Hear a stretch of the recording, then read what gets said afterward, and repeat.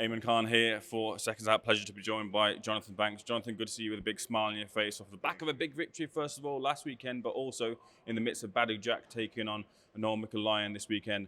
How has the training preparations been for this camp? I mean, training preparation's been great. Him and Chris trained around the same time in the same gym together, and I thought it went. I thought for both guys, training went very good. Did they ever, like, obviously the weight disparity is big, but did they ever put gloves on and mix up a little bit? No, there was no need for that. Both guys fighting someone with completely different styles than the other, so it was really no point for none of that. Does Michelin present anything different from what Badou Jack has seen previously? I mean, you got to understand that he's a three-division world champion with three different weight classes, so he's seen every single style.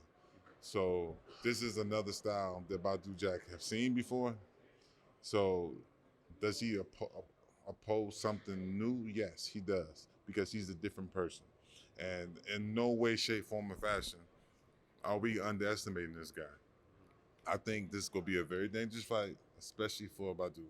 And it's going to be a dangerous fight for him, too, for McKellen as well. But it's going to be a dangerous fight for both guys, because at this weight class, it's not so much of skill set, it's more so of who go get caught with what punch.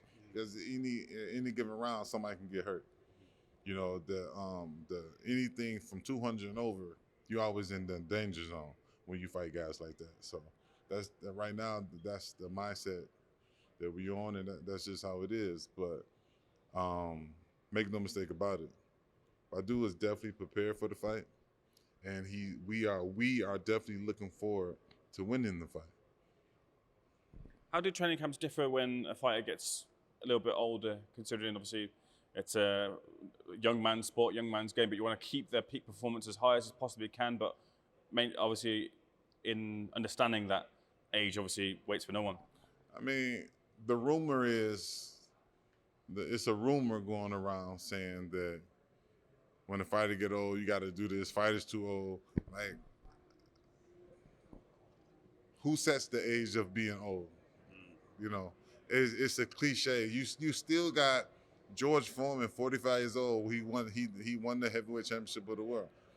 By everybody's numbers, he was too old. He shouldn't have tried it because he was too old. So, by all accounts, age, having your age saying he's too old is like setting limits, and limits are like fears. It's just an illusion. You know, Badou Jack he live a good, clean lifestyle, and he put in the proper work. So I don't have no, I'm not concerned with his age. I'm only concerned in how he performs, because that's gonna tell everything that you need to know. I'm taking back to last weekend. Of course, the dust was settling on Eubank Jr.'s brilliant win over Conor Benn.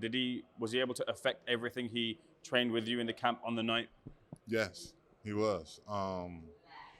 The main thing we worked on was that left hand, controlling the left hand. I don't like people going right hand crazy, right hand crazy.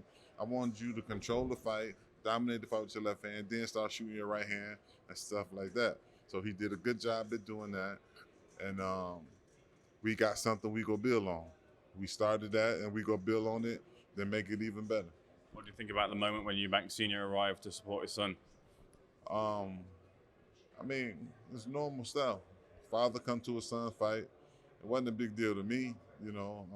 It was a huge moment for everyone else. Yeah, it was huge for everyone else. I'm sure it was huge for the country. I'm happy he showed up how he did, because he was huge for the crowd. The crowd went nuts.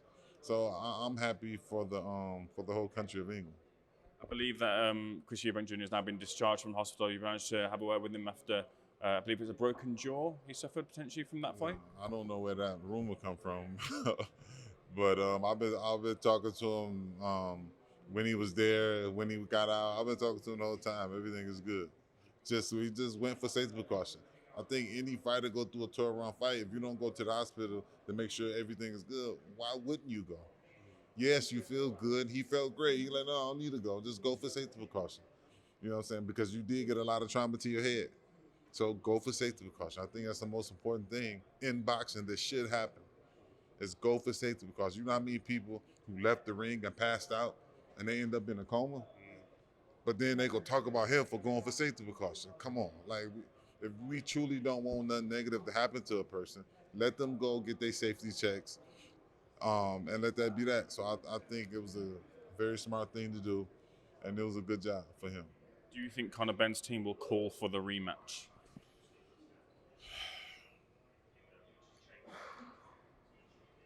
I can't speak for his team, but will Conor want a rematch? I believe so. Conor's a dog. I've been saying it from the beginning. I've never said anything negative about him as a fighter. As a fighter, I take my hat off to him. He's a warrior, just like most fighters are. Most fighters are really, they want to fight and they're warriors. That's why I take my hat off and respect all fighters that gets in the ring and defend themselves, because it takes a certain type of mentality to be able to do that. Can you tell me, you've seen many fighters come and go, what level do you believe Conor Benn is at? What level do you think he can get to in the future as well? I think sky's the limit for him. Honestly, sky's the limit for him, man. Listen, people can put limits on themselves. I'm not gonna put a limit on him. Like, sky's the limit for he can go wherever he proven the other night that he can go wherever he wanna go. He was hurt. You seen his knee. He did a buckle. He kept on striving forward, man. The kid is resilient. He's a tough cracker, man. The dude is like, I don't look at him no different, because I knew I seen him fight. I knew that's what he was about. So I everything I expected him to do, he did. Were you surprised he was able to take those punches? Look, his face was a mess. It swelled up. But Eubank Jr. was able to land some flush punches, and he's the bigger fighter. They the same. They like I say, Chris is a small middleweight. Conor is a big welterweight. They relatively the same size. You know, it's not that big of a difference. It's not that big of a difference. One taller and one shorter. One short and wide, one tall and slim. It's not that big of a difference. Everybody think the weight. No, the weight ain't got nothing to do with the fight. These guys put everything on the line, and you seen how they both kept coming back towards each other. So the weight didn't have nothing to do with it.